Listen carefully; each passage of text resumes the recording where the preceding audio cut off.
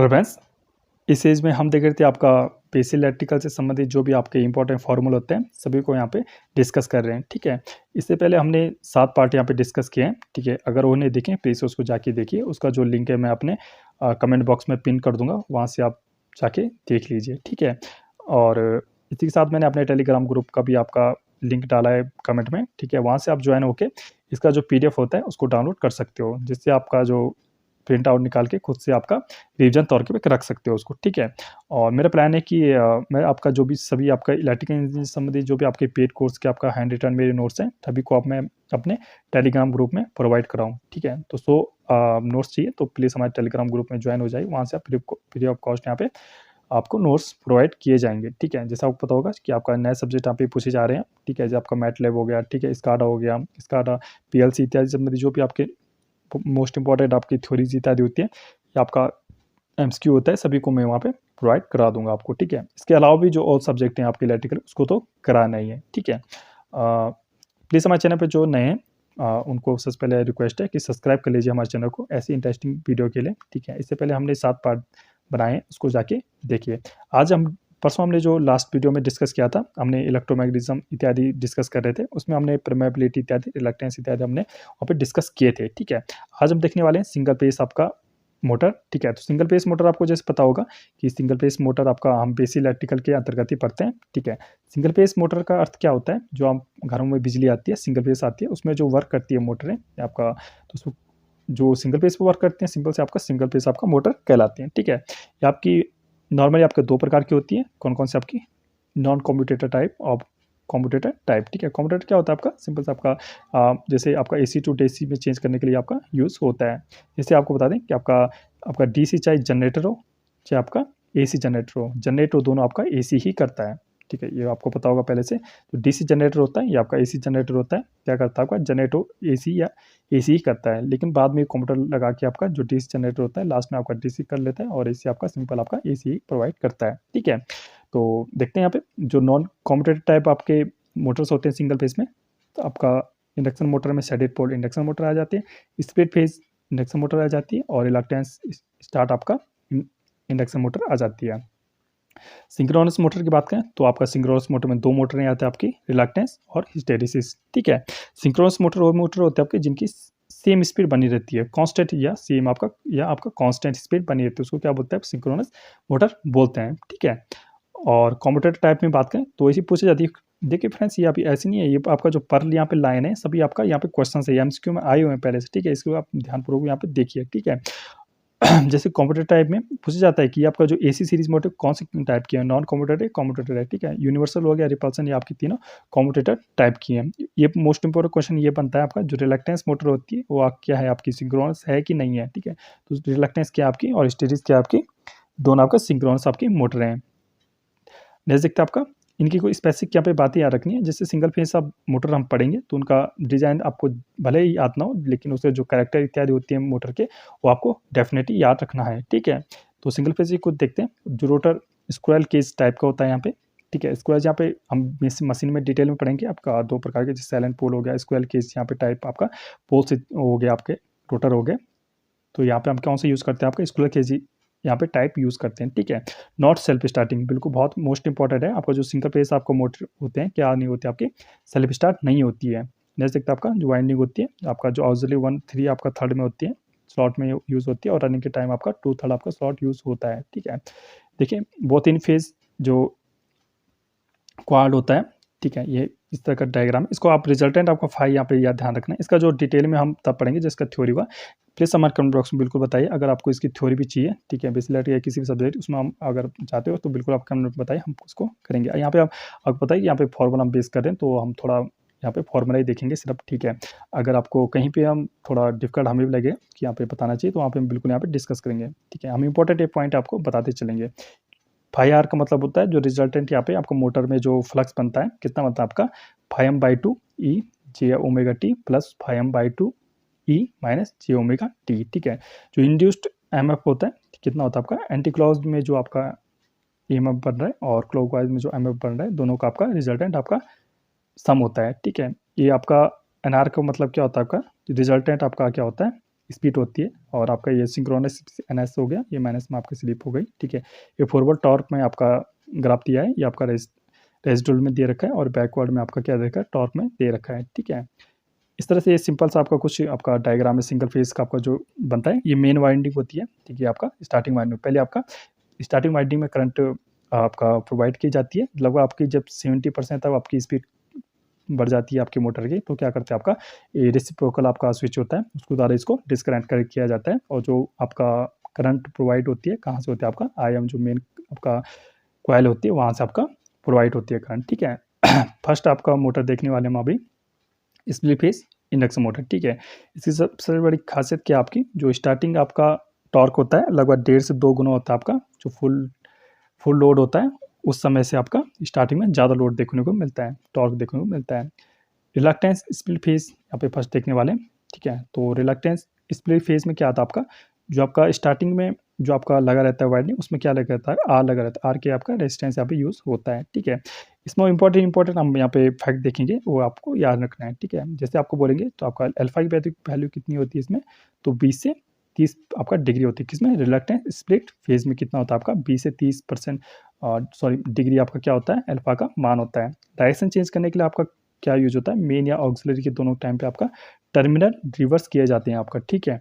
और to face unbalanced यहाँ पे मोटर है, बिल्कुल राइट, ठीक है। स्टार्टिंग जो टॉर्क होता है बहुत हाई देखने को मिलता है, ठीक है, लगभग 1.5 गुना यहाँ पे देखने को मिलता है, स्पेसिफिक मोस्ट इंपॉर्टेंट आपको ध्यान रखना ही रखना है, ठीक है। रनिंग पावर फैक्टर की बात करें तो रनिंग पावर फैक्टर आपका बहुत लो होता है, आपको पता है पावर फैक्टर 0 से 1 से होता है, ठीक है। तो आपका पावर फैक्टर बहुत लो देखने को मिलता है। मोस्ट इंपॉर्टेंट आपका ये ध्यान रखें, ठीक है, जिसको मैं मोस्ट बोलूँ मेरा मोस्ट मैं इसलिए बोल रहा हूँ क्योंकि लगभग आपका जितने भी एग्जाम हुए, लगभग बहुत सारे एग्जाम में वो पूछे गए हैं या आपका पूछने की संभावना है। क्वेश्चन ऐसे क्वेश्चन जैसे वॉशिंग मशीन सभी यूज़ करते हैं घर में, तो पूछ जाता है कि वॉशिंग मशीन कौन सी मोटर यूज़ होती है, तो रेजिस्टेंस स्प्लिट फेज आपका मोटर यहाँ पे यूज़ होती है। जैसे देखते हैं आपका कैपेसिटर स्टार्ट, कैपेसिटर स्टार्ट क्यों लगाते हैं, कैपेसिटर आपका सर्वप्रथम तो आपका पावर फैक्टर बढ़ाने के लिए, टॉर्क बढ़ाने के लिए आपका कैपेसिटर लगता है, ठीक है। यहाँ आप देख सकते हो जो स्टार्टिंग आपका वाइंडिंग है इसके साथ आपका सीरीज में आपका कैपेसिटर लगा हुआ है, ठीक है। इससे क्या होता है, अल्फा का मान बढ़ जाता है, ठीक है। क्यों लगाते हैं इसको, हाई स्टार्टिंग टॉर्क के लिए इसको लगाते हैं, ठीक है। जो कैपेसिटर क्या होता है आपका, जो स्टार्टिंग में आपका कैपेसिटर लगा होता है, क्या होता है आपका कैपेसिटर इलेक्ट्रोलाइट टाइप का शॉर्ट ड्यूटी के इसमें लगाया जाता है। शॉर्ट ड्यूटी क्यों बोल रहे हैं, लगभग आपका 70% जैसे स्पीड पहुंचेगी इसको आपका डिस्कनेक्ट कर दिया जाएगा। कैपेसिटर स्टार्ट कहाँ पे यूज़ होता है आपका, जो रेफ्रिजरेटर इत्यादि होते हैं, जैसे वॉशिंग मशीन आपने देखा, इसके बाद वॉशिंग मशीन बाद जो रेफ्रिजरेटर हम देखते हैं, तो रेफ्रिजरेटर में आपका कैपेसिटर स्टार्ट कैपेसिटर यहाँ पे यूज़ होता है। जैसे देखते हैं आपका capacitor start and capacitor run motor, ठीक है। तो यहाँ पे दो आपका कैपेसिटर लगे होते हैं, एक सी आर का मतलब होता है आपका रनिंग कैपेसिटर, सी का मतलब आपका स्टार्टिंग में कैपेसिटर जो यूज हो रहा है, ठीक है। इसमें मोस्ट इंपॉर्टेंट क्वेश्चन बनते हैं, मोस्ट में सिर्फ कहीं पे बोलूँगा क्योंकि वो सच में मोस्ट है, ठीक है। सी का मतलब क्या होता है आपका, जो आपका स्टार्टिंग के समय जो कैपेसिटर है, ठीक है, और जो इसमें जो कैपेसिटर यूज होता है कैसे यूज होता है, इलेक्ट्रोलाइटिक टाइप का आपका कैपेसिटर यूज होता है, ठीक है। साइज में आपका बहुत बड़ा होता है, और सी का मतलब वो है आपका रनिंग के टाइप जो कैपेसिटर है पेपर या ऑयल टाइप का बना होता है। जिससे पूछा जाता है कि आपका जो जो रनिंग के टाइम पे जो कैपेसिटर होता है उसका किसका बना होता है, तो पेपर या ऑयल टाइप का ये बना होता है आपका सी आर मतलब आपका रनिंग समय का आपका कैपेसिटर, इसका साइज आपका कम देखने को मिलता है, ठीक है। जैसे देखते हैं आपका इसे कुछ स्पेसिफिक यहाँ पे देखेंगे, ठीक है। इस पर क्या आप बहुत इंपॉर्टेंट है, इसके जो फीचर है, टू फेस जो बैलेंस आपका मोटर है, ऑपरेशन क्वार्टरली होता है, कॉन्स्टेंट यहाँ पे टॉर्क बना रहता है, हाई यहाँ पे पावर फैक्टर है, क्यों आपका लगभग क्योंकि आपका कैपेसिटर यूज हो रहा है, कैपेसिटर क्या करता है आपका पावर फैक्टर को हमेशा बढ़ाता है, ठीक है। कॉस्ट बहुत हाई है, क्योंकि दो आपका कैपेसिटर यूज हो रहे हैं, इसलिए इसकी कॉस्ट आपकी बढ़ जाती है। ऑफिस जो इक्विपमेंट्स होते हैं उसमें आपका यूज होता है। जैसा था आपका परमानेंट कैपेसिटर टाइप, उसमें क्या था आपका जो कैपेसिटर रन था उसमें एक आपका डिस्कनेक्ट हो रहा था, लेकिन इसमें क्या होता है आपका कैपेसिटर हमेशा लगा रहता है आपका स्टार्टिंग के साथ, ठीक है। इससे क्या फ़र्क पड़ता है, ठीक है, इससे क्या फ़र्क पड़ता है, जो सेंट्रीफ्यूगल स्विच की आपको जरूरत नहीं होती। सेंट्रीफ्यूगल स्विच क्या होता है आपका, जो लगभग आपका मोटर की 70% तक लगभग बढ़ जाती है जब स्पीड, तो ये आपका सर्किट को जो स्टार्टिंग वाइंडिंग होती है उसको सर्किट से हटाने का काम करता है, ठीक है। ये आपका मेनली सेंट्रीफ्यूगल स्विच का आपका काम है। जो यहाँ पे कैपेसिटर लगाया जाता है पेपर या ऑयल टाइप का यहाँ पे कैपेसिटर लगाया जाता है। बैलेंस टू फेज आपका मोटर है यहाँ पे, ठीक है। एफिशिएंसी बहुत हाई देखने को मिलती है यहाँ पे, और पावर फैक्टर यहाँ पे हाई देखने को मिलता है, लेकिन यहाँ पे जो टॉर्क होता है बहुत आपका लो देखने को मिलता है, ठीक है। जैसे देखते हैं आपका परमानेंट कैपेसिटर मोटर, कहाँ पे यूज़ होता है आपका, सीलिंग फैन में यूज़ होता है। तो मोस्ट इंपॉर्टेंट जो इसके उदाहरण होते हैं एग्ज़ाम में बिल्कुल देखने को मिलता है कि आपका जो सीलिंग फैन होता है, उसमें कौन-सा आपका मोटर यूज़ होता है, तो परमानेंट कैपेसिटर आपका मोटर आपका यूज़ होता है। जैसे कि आपका सेडेड पोल टाइप, सेडेड पोल का आपका यहाँ पे डायग्राम देख सकते हो, यहाँ पे सेडेड रिंग लगे रहते हैं पोल में, ठीक है। और नेक्स्ट देखते हैं आपका जो डायरेक्शन होती है, मोस्ट इंपॉर्टेंट यहाँ पे जो सेडेड पोल में डायरेक्शन कैसी होती है आपकी, अनसेडेड टू सेडेड पोल यहाँ पे होती है। मोस्ट इंपॉर्टेंट इसलिए बोल रहा हूँ, बहुत ज़्यादा एग्जाम में ये पूछा गया है। आप कहाँ से याद रख सकते हो, जैसे अब ABCD में आपका यू बाद में आता है, एस पहले आता है, तो यू के उल्टे में चलेंगे तो यूएस से आपका चलती है। डायरेक्शन और रोटेशन कांट भी चेंज, तो ये क्वेश्चन बनता है कि सेडेड पोल में आपका डायरेक्शन चेंज कर सकते हो कि नहीं कर सकते हो, तो कांट भी आपका चेंज, तो चेंज यहाँ पे डायरेक्शन नहीं होती है, रोटेशन, ठीक है। Unseeded pole flux lead shaded pole flux, ठीक है। तो अनसेडेड पोल का जो फ्लक्स होता है वो लीड करता है आपका सेडेड पोल फ्लक्स से, ठीक है। और जो एफिशिएंसी होती है आपको लो देखने को मिलती है, 20 से केवल आपको 20 से 30% के बीच मिलती है, ठीक है। और कॉन्सेंट्रेटेड वाइंडिंग लगी रहती है यहाँ पे, और जिसकी वजह से आपका पावर फैक्टर कम होता है। मोस्ट इंपॉर्टेंट क्या होता है यहाँ पे, जो आपका टॉयज होते हैं, जो टॉय होती हैं, ठीक है, खिलौने होते हैं, उसमें क्या लगा रहता है, सेडेड पोल यहाँ पे लगा रहता है, सेडेड पोल आपका मोटर लगी रहती है, ठीक है। नजदीक आपका